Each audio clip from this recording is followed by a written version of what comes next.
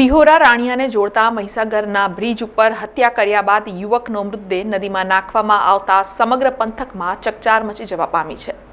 ડેસર તાલુકાના નવા સિહોરા પ્રાથમિક શાળાની પાછળના ભાગે રહેતા ધનાભાઈ ચુનારાના 4 દીકરા પૈકી મોટો દીકરો દિનેશ ચુનારાને આજે વહેલી સવારે કોઈ કારણોસર અજાણ્યા હત્યારાઓ દ્વારા તેની હત્યા કરાઈ હતી। હત્યા કરીને દિનેશના મૃતદેહને સગેવગે કરવા માટે સિહોરાથી રાણિયા જવાના માર્ગે મહીસાગર નદીના બ્રિજ પરથી તેનો મૃતદેહ નદીમાં નાખી દેવાયો હતો, જ્યારે તેની મોટરસાયકલ પણ બ્રિજ ઉપરથી મળી આવી હતી। ઘટનાની જાણ વાયુવેગે પંથકમાં ફેલાતા ગ્રામજનો મહીસાગર બ્રિજ પર ઉમટી પડ્યા હતા।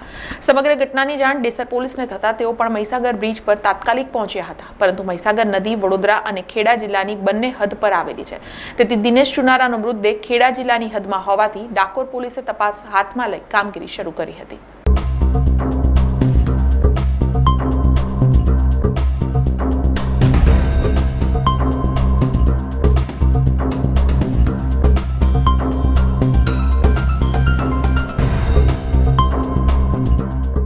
સમાચારોના સતત અપડેટ માટે TNN ન્યૂઝને YouTube પર સબસ્ક્રાઇબ કરી બેલ આઇકોન પ્રેસ કરો અને અમારી સાથે જોડાયેલા રહો Facebook, Instagram અને Twitter ઉપર।